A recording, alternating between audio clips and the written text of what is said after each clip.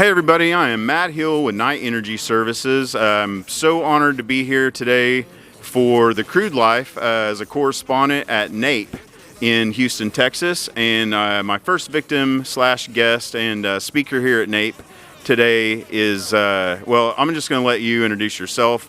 I want them to find out about you, what you do in oil and gas, and just promote yourself and NAPE. You know, why are you here and what are you talking about? ESG, I heard a little bit, but you came in this morning, so introduce yourself. All right, good morning, Matt. We're here at NAPE in Houston, waiting for the big crowds to show up. Big crowds. They're not quite here yet, but my name is Buddy Clark. I'm with Haynes and Boone. I'm in the energy practice group.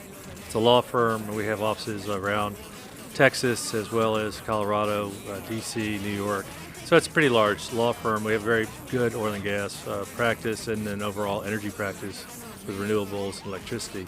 I was the moderator this morning for the first panel, which was discussion of post-COVID access to capital through equity, private equity firms. And we had a really good panel. We had Greg Robbins, who's president of Grit Energy, sponsored by Carnelian, who's a private equity group.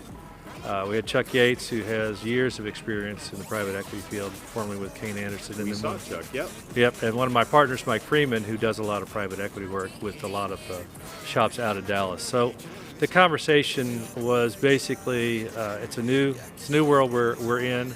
It's both post-COVID and post-price collapse. There are less sources of capital. You just need to really be on your game in order to access capital.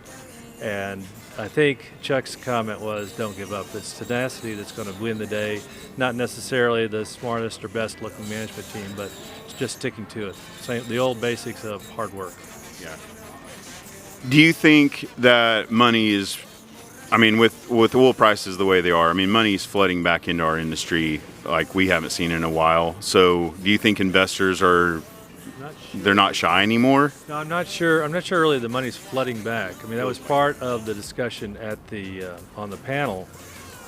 For example, the private equity guys are having to raise money through their limited partners, and they're no longer fully enamored of the energy and certainly upstream energy business, where they may have allocated 10 or 12% of their funds to energy investments. Now, energy is just a number one of a number of areas in which they're investing. So we don't have those kind of dedicated funds out there, that gunpowder, dry gunpowder waiting to be deployed.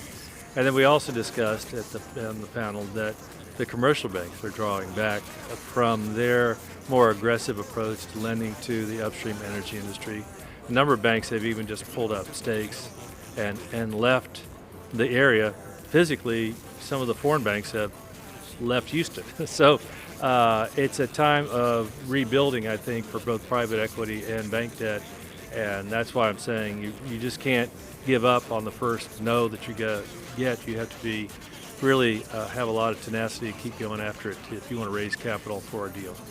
So raising capital, how do we entice investors back into our industry with, I mean, what's it going to take? Better media coverage, politics, better looking out for our money? Well, I think probably all the above, but all those equal to the one thing that matters, and that's return on investment. So until the industry can prove on balance that they're good on return on investment, it's going to be a while before you see any flood of capital, but that's fine. You're going to have smarter investors, and you're going to have smarter management teams putting the money to work, and that's probably a good recipe for getting more income out of a deal than just throwing money at some teams that really don't have a good idea of what they're doing. Well said. How do people get in touch with you? Connected on LinkedIn? What's your favorite platform for people to reach out to you and bring you in as a speaker? Telephone probably works best for me. Okay. Not on LinkedIn. Don't know about Twitter. TikTok, yeah, don't do anything. Are you one of the hidden Twitter people like Chuck? No, I'm just a lawyer. I answer the phone if somebody gives me a call. That's what I expected you to say. Good job. Hey guys, thank you again. Very much appreciate meeting you. This is the Crude Life correspondent down here at NAPE. You guys take care. God bless everybody. Bye bye.